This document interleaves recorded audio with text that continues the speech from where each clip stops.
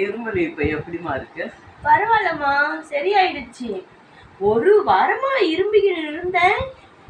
மருந்து மாத்திரை எடுத்தும் கூட சரியாகலம்மா. என்ன பண்றதுன்னே தெரியல. அப்புறம் தான் பாட்டி வைத்தியம், இந்த வைத்தியம் எனக்கு ஞாபகம் வந்துச்சு. அன்னைக்கே போயிட்டு கருஞ்சீரகம் கடையிலேருந்து வாங்கிட்டு வந்து வறுத்து பொடியாக்கி வச்சுக்கின்னு ஒரு வெத்தலையை எடுத்து காம்பை கிள்ளிட்டு இந்த முனையில் இருக்கிற இலையும் கிள்ளிட்டு இவ்வளோண்டு தான் அந்த கருஞ்சீரக பொடியை தூவி கொஞ்சோண்டு தேன் எடுத்து மிக்ஸ் பண்ணி முதல் 4 தடவை எடுத்துக்கணுமா. அப்படியே 3/4 இருமல் குணமாயிடுச்சு.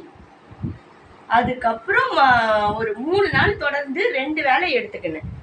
அதுக்கப்புறம் அன்னையிலேருந்து இன்னி வரைக்கும் டெய்லியுமே தினமே ஒரு வேளை எடுத்துக்கின்னு வரேன். அவ்வளோ நல்லா கேட்குதுமா. எந்த அளவுக்கு எனக்கு இருமல் பாதிப்பு இருந்திருந்தா தொண்டை இந்த அளவுக்கு கட்டிக்கின்னு இருக்கும். அவ்வளோ நல்லா இருக்குதுமா. இந்த மாதிரி குழச்சி சாப்பிட்றது அவ்வளோ நல்லா இருக்குது. வா, இந்த இரும்பல் சளிக்கு மட்டும் இது அருமருந்து இல்லைம்மா.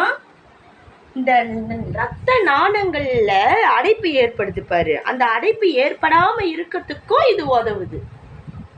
அப்புறம் கை குழந்தைங்கள்ல இருந்து பெரியவங்க வரைக்கும் இதை எடுத்துக்கலாம். அவ்வளோ நல்லது.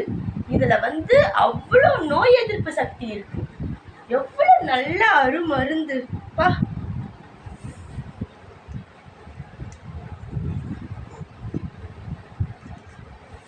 இந்த பதிவு உங்களுக்கு பயனுள்ளதா இருக்கும்னு நினைக்கிறேன்.